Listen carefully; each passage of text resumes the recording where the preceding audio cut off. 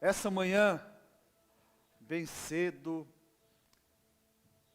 a primeira coisa que eu fiz foi agradecer o Senhor.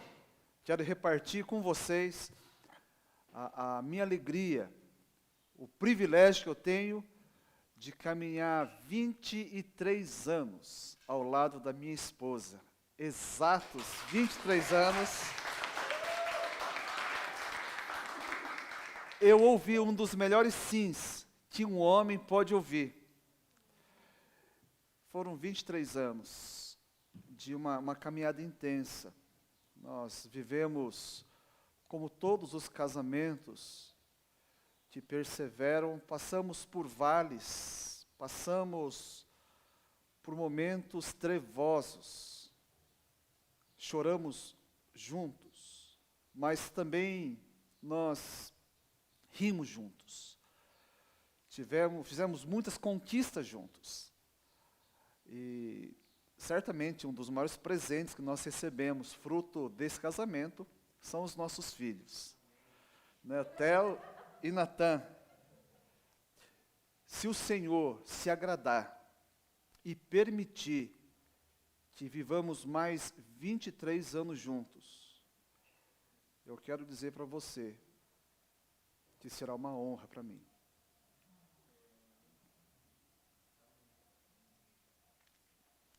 Vamos lá. Lugar certo, o melhor lugar. Segundo livro de Samuel, capítulo 11. Lugar certo, o melhor lugar. Coincidentemente, 23 anos ao teu lado tem sido um bom lugar. Mas diz aqui a palavra de Deus: na primavera, época em que os reis saíam para a guerra, Davi enviou para a batalha Joabe com seus oficiais e todo o exército de Israel. E eles derrotaram os amonitas e cercaram Rabá, mas Davi permaneceu em Jerusalém. Uma tarde, Davi levantou-se da cama e foi passear pelo terraço do palácio. Do terraço viu uma mulher muito bonita tomando banho e mandou alguém procurar saber quem era ela. Disseram-lhe: é Batseba, filha de Eliã e mulher de Urias, o hitita. Davi mandou que a trouxessem e se deitou com ela, que havia acabado de se purificar da impureza da sua menstruação. Depois voltou para casa. A mulher engravidou e mandou um recado a Davi, dizendo que estava grávida. Pai bendito, nessa manhã gloriosa, porque estamos na Tua presença. O Senhor, com a Sua bendita presença, faz todas as coisas terem um novo significado, um novo sentido. A nossa vida é bonita porque o Senhor está na nossa vida. E agora, ó Deus, quando vamos refletir na Tua palavra, pedimos que o Espírito Santo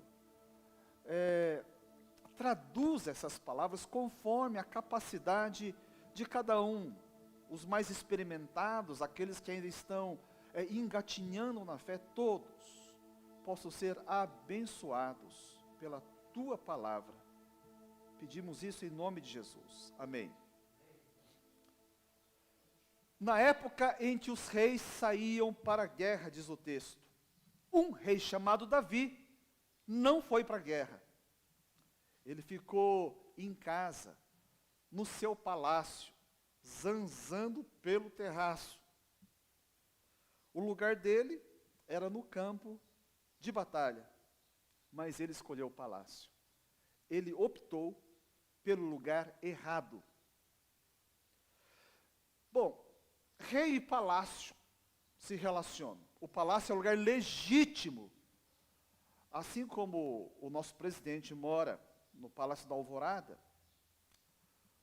o rei de Israel morava no palácio em Jerusalém. Então era legítimo ele estar naquele lugar, né? Lugar de conforto, muito conforto e segurança bem diferente do campo de batalha, onde havia o sol que castigava de dia, e nas noites, ao invés da segurança palaciana, ele tinha todos os perigos próprios, né, de se dormir no relento. No palácio ele tinha vestes reais, tinha uma coroa na cabeça, ele tinha prestígio, serviçais estavam à sua disposição. Ali, todos o reverenciavam. No campo de batalha, ele teria que usar a sua armadura, portar a sua espada.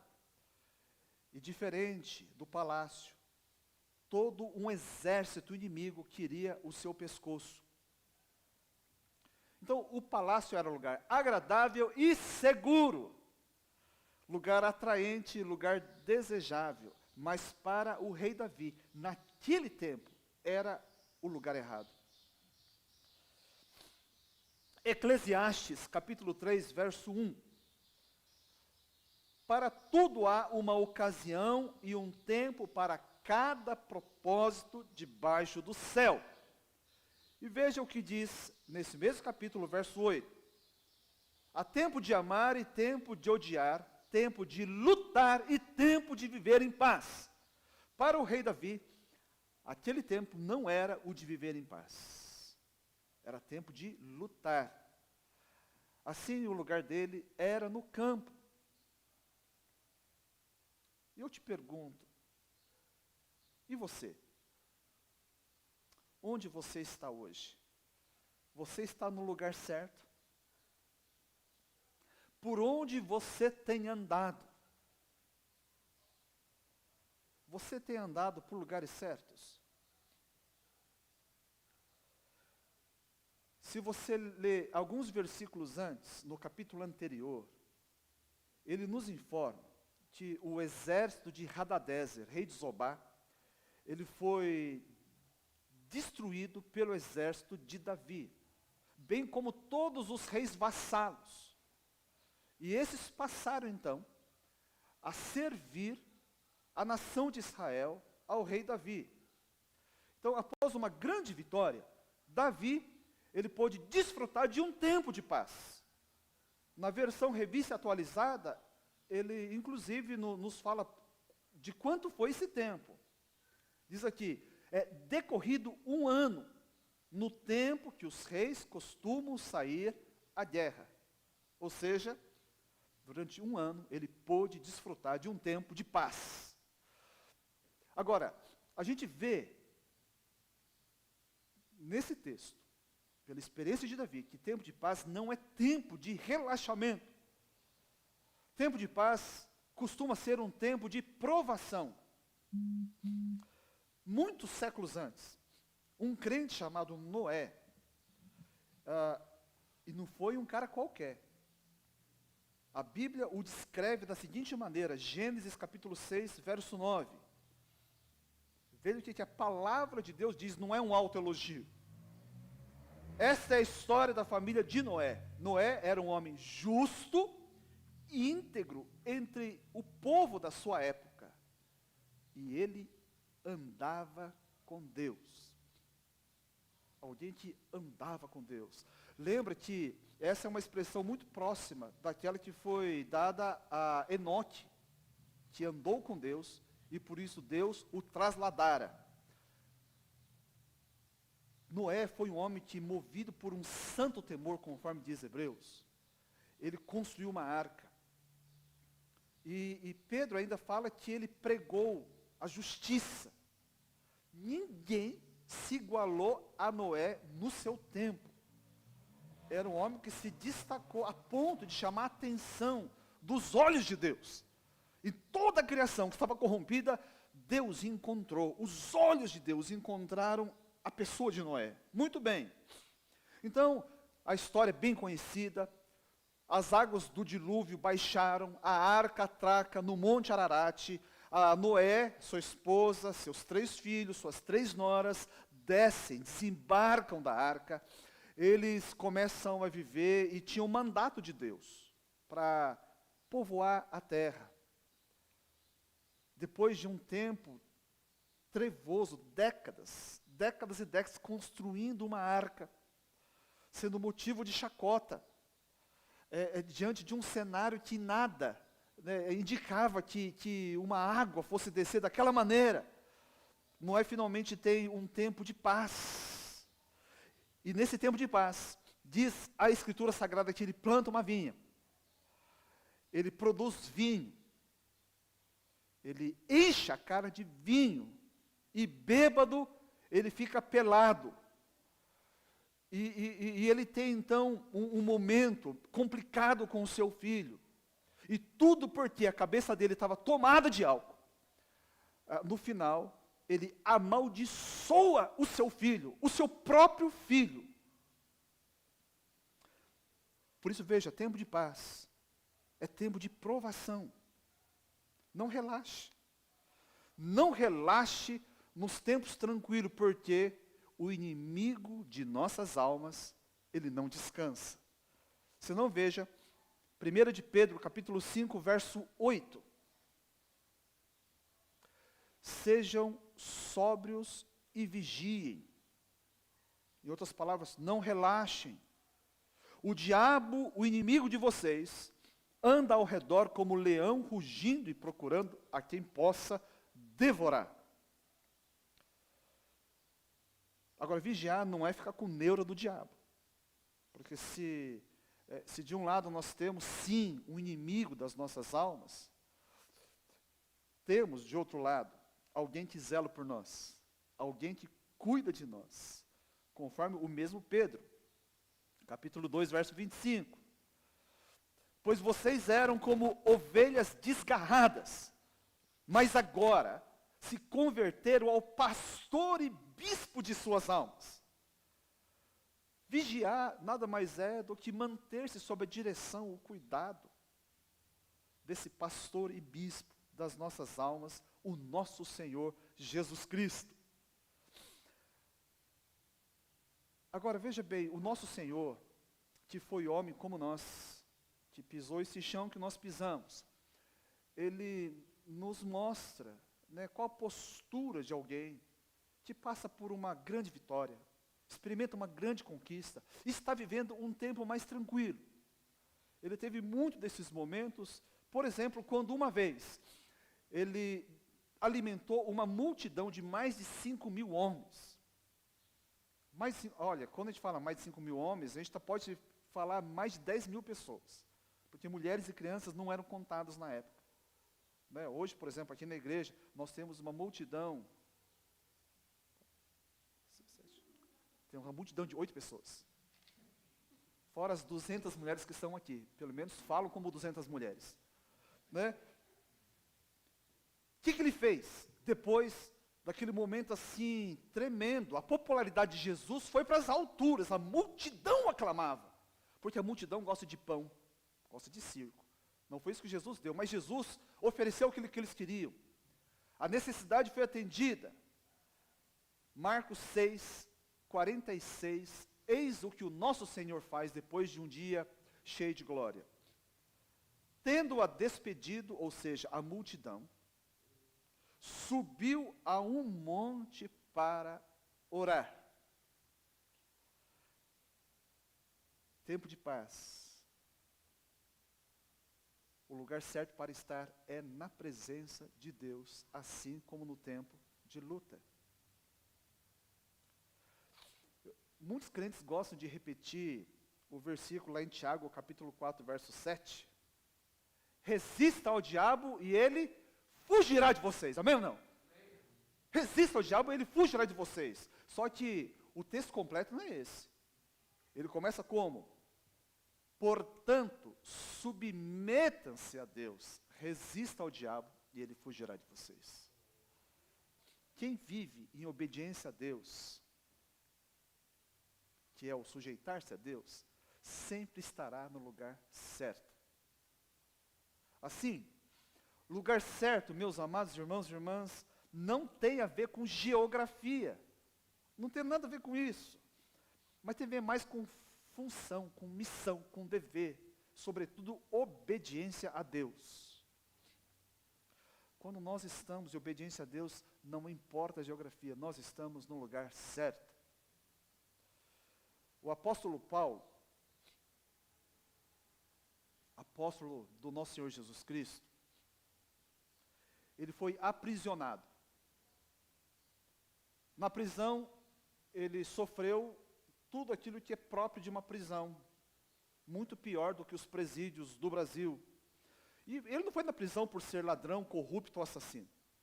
Ele foi para a prisão, pasmem, por obedecer a Deus, por pregar o nosso Senhor Jesus Cristo. Lá ele enfrentou desconforto, privações as mais terríveis, sofrimento real.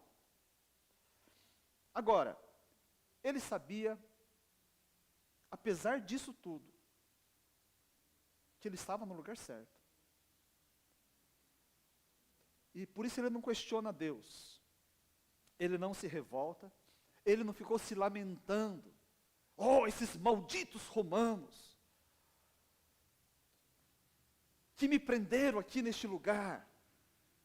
Nada disso. É muito interessante. Paulo, quando esteve na prisão, ele escreveu 4 cartas. Colossenses, Efésios, Filipenses e Filemão. 4 cartas, chamadas cartas da prisão. E nessas cartas, é muito interessante como ele se apresenta. Por exemplo, Efésios capítulo 3, verso 1, Filemão 1, fala exatamente a mesma coisa. Ele fala assim, eu, Paulo, prisioneiro dos romanos. Paulo, prisioneiro dos hereges, dos ateus. Não, ele fala, Paulo, prisioneiro de Cristo. Prisioneiro de Cristo. Ele não estava se vitimizando, nada. Ele sabia que se ele estava lá é porque o Senhor tinha um propósito. A vida dele era uma vida para glorificar Deus. E se era necessário passar por ali, então ali ele estava, prisioneiro de Cristo. Já pensou? Pense na sua vida nesses termos. Quando você está enfrentando momentos difíceis, às vezes oposição que lhe fere, às vezes até angustia a alma. Ao invés de ficar reclamando, se você está onde está, porque tem obedecido a Deus, então algo que você pode considerar é você está porque Deus ali o quer.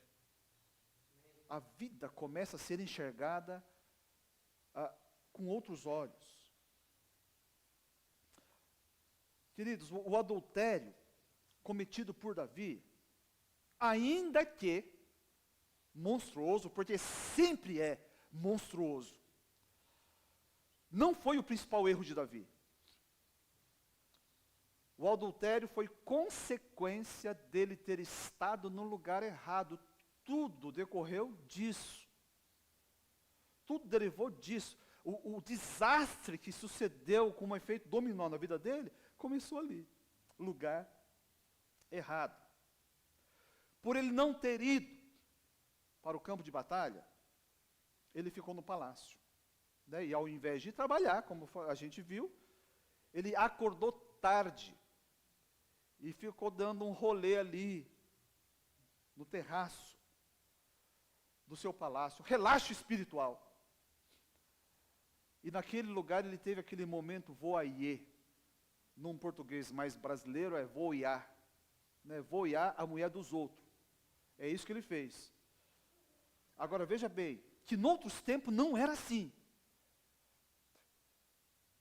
Veja lá, salmos que foram escritos pelas penas do próprio rei Davi. Veja como ele era antes desse desastroso dia. Salmo capítulo 5, Salmo número 5, verso 3. De manhã, ouve, Senhor, o meu clamor. De manhã te apresento a minha oração e aguardo com esperança. Salmo 59, 16. Mas eu cantarei louvores à tua força. De manhã louvarei a tua fidelidade, pois tu és o meu alto refúgio, abrigo seguro nos tempos difíceis. Teve um tempo que aquele homem que buscava Deus, não era esses de ficar acordando quando está todo mundo trabalhando. Ele não tinha tempo, ao invés de ficar, observando a mulher dos outros, ele tinha os seus olhos colocados naquele que era o objeto da sua adoração. Tempos atrás ele falava ainda, elevo os meus olhos para os montes e penso, de onde me vem o socorro? O meu socorro vem do Senhor que fez os céus e a terra. Os olhos de Davi estavam postos, é nesse Deus. Muito bem, na sequência, então, do momento voar de Davi, ele comete abuso de poder. Ele manda trazer a mulher que não lhe pertencia, mas era esposa de outro, alguém bem mais nobre do que ele. Para quê? Para ter os seus 30 minutos de prazer. E dessa relação, ele tem um filho. Mas antes desse filho nascer, porque ele acreditava, tinha uma reputação a zelar,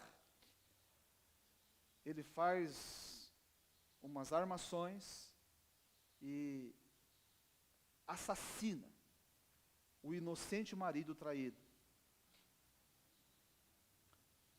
Veja bem que eu disse, ele fez tudo isso para preservar o seu caráter. A sua reputação, porque caráter ele já não tinha mais. O caráter dele já tinha ido pelo ralo. Alguém há muito tempo já disse que reputação é aquilo que as pessoas sabem e dizem a meu respeito. Agora, caráter é aquilo que os anjos de Deus dizem na presença dele a meu respeito. Então, depois de toda essa sucessão de desastres, um profeta chamado Natã vai até Davi corajosamente e o confronta. E diante desse confronto, Davi sim, ele reconhece. Ele reconhece que esteve em lugares errados, que meteu os pés pelas mãos, que pecou terrivelmente contra o seu próximo, contra Deus. E dessa experiência, eu não sei se ele se inspira nessa experiência, ou porque foi esmagado por essa experiência, ele escreve um dos mais famosos salmos das Escrituras, Salmo 51. Eu vou ler, você lê depois inteiro em casa, eu vou ler até o verso 4. Davi escreve essa poesia após essa experiência desastrosa na vida dele. Presta atenção.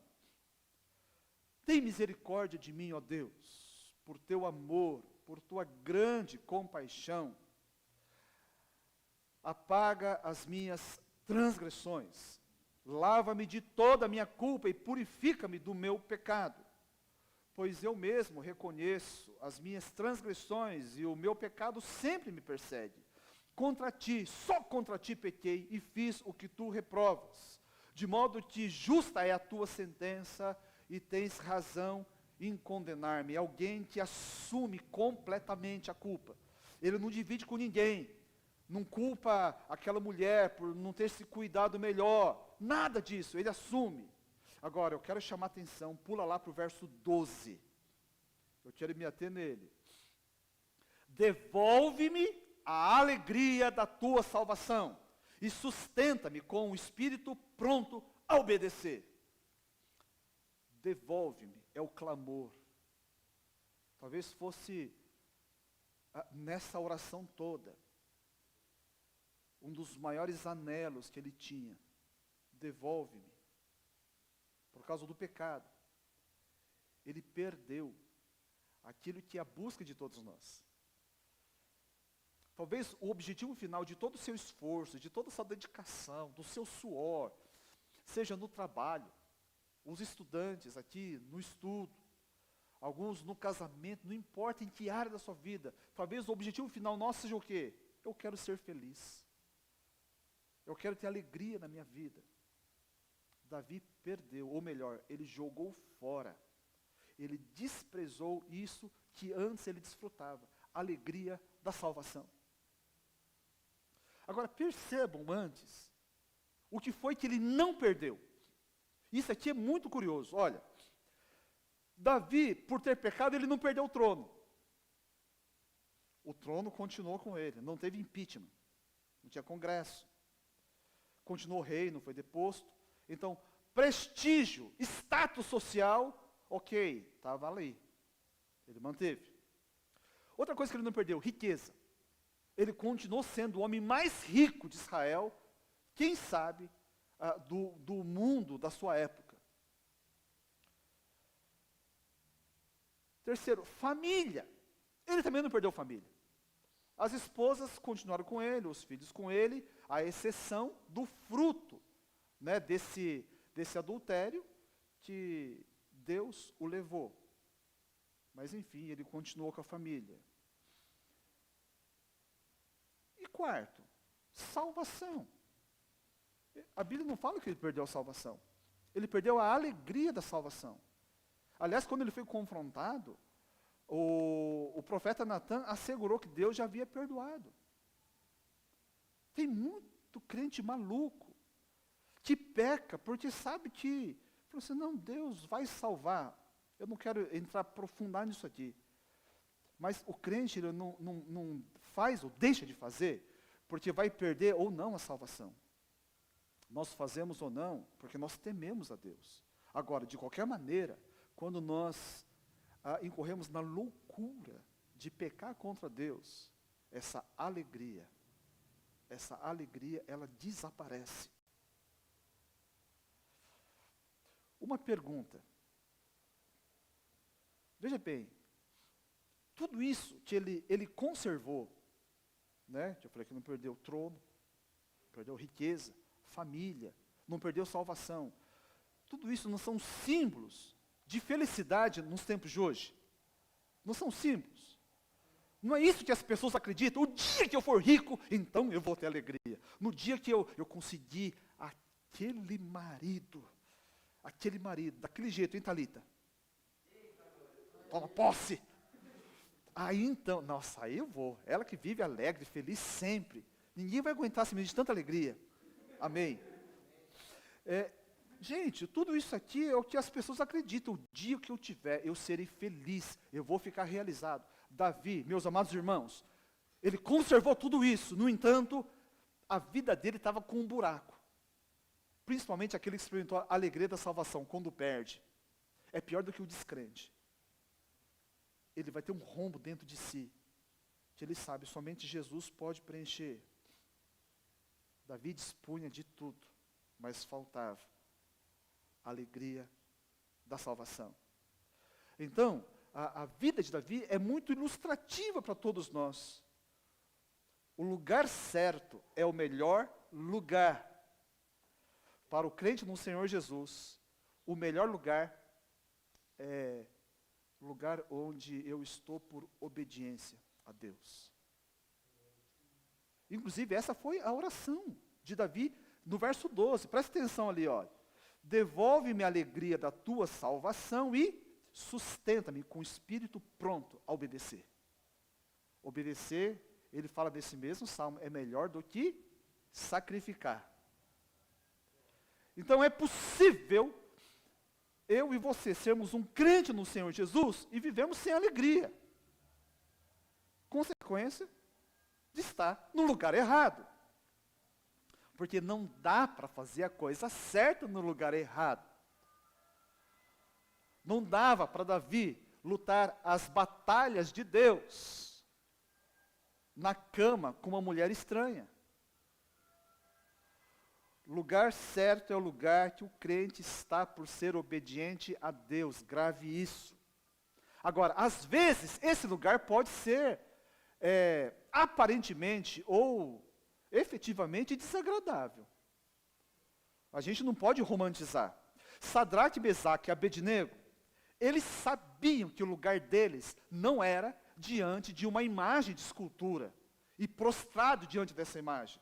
Por isso, ainda que sob a ameaça de ser lançado no fogo, eles não se dobraram e, de fato, foram lançados no fogo, para serem queimados vivos. Daniel sabia que o lugar dele era diante de Deus. A oração para Davi era tão vital como a respiração é para o corpo. Então, ainda que sob ameaça, ele não dá ouvidos ao edito real, e 3 vezes ao dia ele se punha de joelhos, voltado para Jerusalém, e ele orava ao seu Deus. E por isso, foi lançado na cova dos leões. Fazer a vontade de Deus não é garantia de uma vida tranquila, alegre e festiva. Muitas vezes é o contrário. Eles foram colocados em lugares difíceis, porque obedeceram a Deus. Sadraque, Mesaque e Abednego foram lançados na fornalha, mas o Senhor não os deixara sozinhos. Ele em pessoa esteve com eles no meio do fogo, e o fogo não lhes tocou a pele. Sequer a fumaça conseguiu se impregnar em suas roupas, diz a palavra de Deus. Daniel, sim, ele foi lançado aos leões, mas Deus mandou um anjo que se interpôs entre ele e os leões, e nada lhe aconteceu. E não é porque eles estavam com a barriga cheia, porque diz a palavra de Deus que no dia seguinte, quando o rei foi até lá e tirou Daniel da cova, lançou todos os seus acusadores, e antes que ele chegasse do fundo, todos os leões estraçalharam os seus ossos.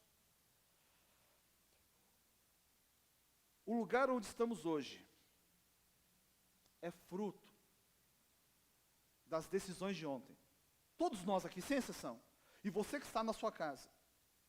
O lugar que você está hoje é fruto dos caminhos que você escolheu, que eu escolhi. Está certo que tem algumas pessoas que falam assim, não, eu fui vítima. Aonde estou, outras pessoas foram responsáveis de me trazer aqui. É verdade, pode ser. Mas os caminhos interiores continuam sendo as nossas responsabilidades. Foram escolhas nossas que nos deixaram no estado que nos encontramos. Por exemplo, se eu escolho o caminho do ressentimento ou do perdão, duas pessoas da mesma situação podem estar numa condição interior oposta. Eu escolho como... se eu assumo o papel de vítima de toda essa situação, e eu vivo num eterno coitadismo, ou então eu busco em Deus o socorro para seguir com a vida, porque enquanto eu expiro, a vida continua. Então, os caminhos interiores que a gente toma, são no fim, o principal componente do estado que a gente se encontra, do local onde a gente está hoje. A decisão é diária. A glória de ontem não me sustenta hoje. As decisões certas de ontem, para nada vale se hoje eu não tomar as novas decisões de andar em submissão a Deus. É assim como o maná. Glória de ontem dá bicho. Só serve para lembranças de gratidão. Então, a decisão do caminho a tomar vai levar a um lugar certo ou errado. Josué nos ensina uma decisão primordial. E veja bem, depois que Josué cumpre o seu papel de levar o povo à terra prometida, depois que Josué dá a cada tribo a porção da sua herança, depois que Josué já estava idoso, no tempo de paz, olha o que ele decide. Josué 24:15. Ele coloca todo Israel diante de si e faz o seu discurso de despedida aqui, o idoso Josué. Quando muitos só pensam em pendurar chuteiras e aposentadoria. Se, porém, não lhes agrada servir ao Senhor, escolham hoje a quem irão servir. Se aos deuses que os seus antepassados serviram além do Eufrates, ou aos deuses dos amorreus, em cuja terra vocês estão vivendo. Vocês decidam. Vocês façam suas escolhas. Vocês vão decidir aonde está. Agora, eu e a minha família serviremos ao Senhor. No tempo de descanso, ele falou assim, olha, eu posso descansar de tudo, mas de servir ao Senhor não. Isso aqui é a meta da minha vida, é o trilho por onde eu ando, é o objetivo.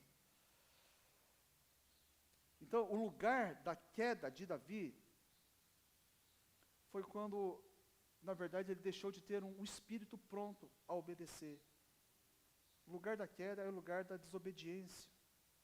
Se você está no lugar errado, talvez você esteja concluindo agora, eu estou no lugar errado. O que fazer então? Apocalipse, capítulo 2, verso 5. Olha o que o anjo diz a essa igreja. Lembre-se de onde caiu. Arrependa-se e pratique as obras que praticava no princípio.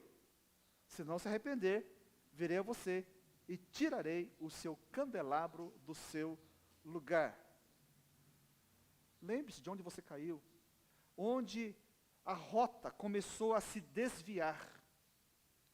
Onde você parou de obedecer, de andar com Deus. Lembre-se daquelas boas práticas que passaram a ser negligenciadas, como Davi, que antes, de manhã, buscava Deus, e passou a acordar tarde, e fazer o que não devia.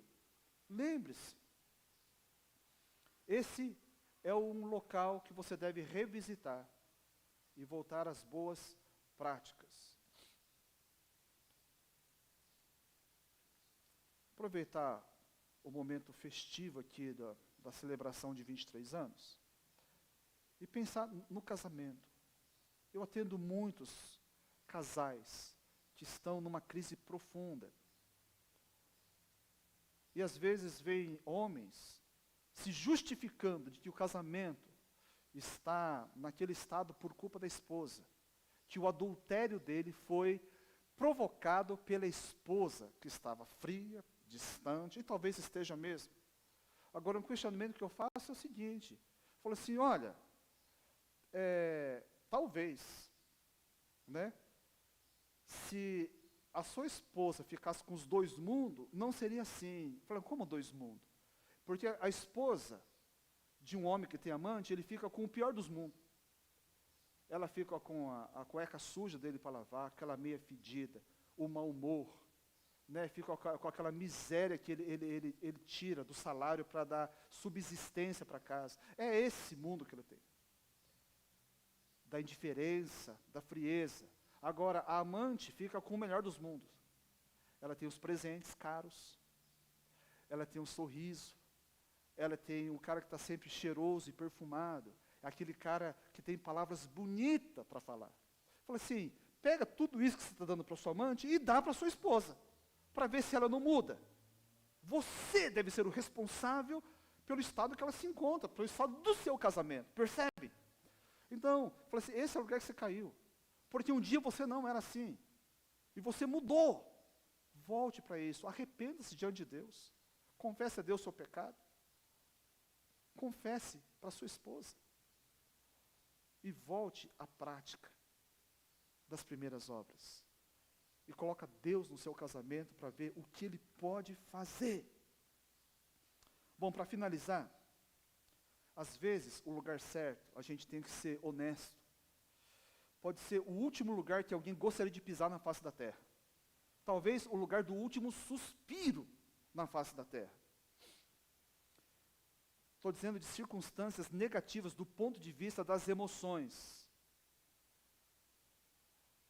Hebreus, capítulo 11. A gente vai ver homens e mulheres que estiveram no lugar certo.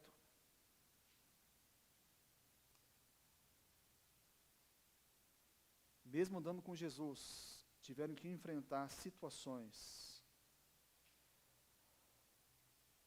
que não é uma boa propaganda para Jesus Cristo, aparentemente. Veja lá, a partir do verso 32.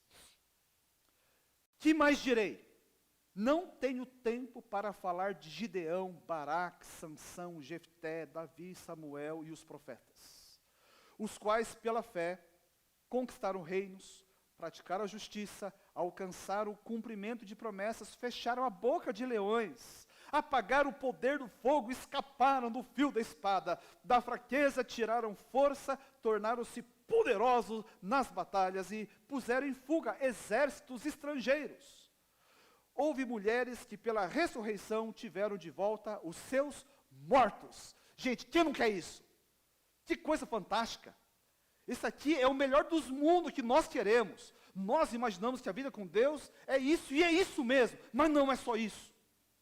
Agora, a lista continua, e presta atenção.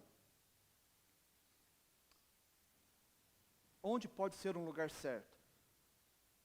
Lugares que foram certos para algumas pessoas, os nossos irmãos do passado.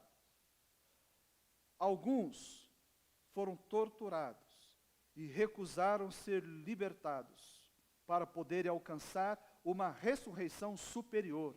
Outros enfrentaram zombaria e açoites. Outros ainda foram acorrentados e colocados na prisão, apedrejados, cerrados ao meio, postos à prova, mortos ao fio da espada, andaram errantes, vestidos de pele de ovelhas e de cabras, necessitados e afligidos e maltratados. O mundo não era digno deles. Vagaram pelos desertos e montes, pelas cavernas e grutas. Todos estes receberam um bom testemunho por meio da fé. No entanto, nenhum deles recebeu o que havia sido prometido. Deus havia planejado algo melhor para nós, para que conosco fossem eles aperfeiçoados. Esses homens, que estiveram em lugares que a gente não consegue imaginar, que possa ser um lugar preparado por Deus. Verso 38 diz, o mundo não era digno deles. Está aqui um epitáfio para poucos. O mundo não era digno deles. O que você gostaria que fosse escrito na tua lápide, lá no cemitério? Deus escreveu isso para esses homens e essas mulheres. Talvez a gente não chegue ali, mas eu acho que a gente pode concluir bem a nossa vida se algo como essa frase pudesse ser escrita no nosso epitáfio. Este que está aqui viveu no lugar certo. O lugar certo é o melhor lugar para mim e para você. E o lugar certo é o lugar da obediência a Deus. Curva sua cabeça. Se você quiser ir na sua casa também, eu gostaria de orar por todos nós.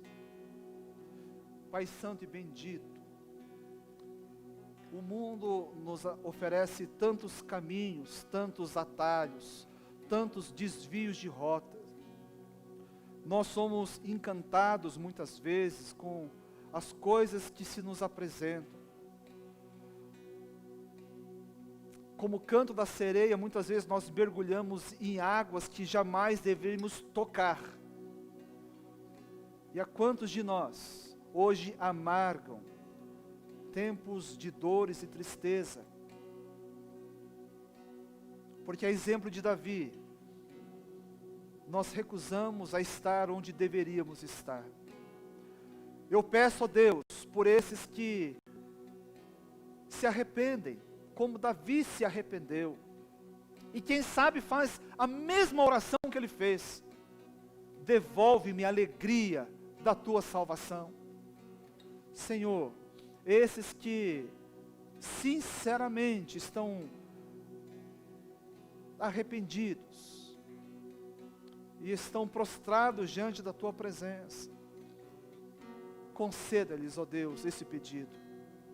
Devolva-lhes, ó Deus, a alegria da salvação. E junto a isso, para que não perca mais, também um espírito pronto a obedecer. Que a nossa vida, ela seja pautada, ó Deus, na obediência a Deus. A caminhar os passos que o nosso Senhor Jesus deixou como exemplo.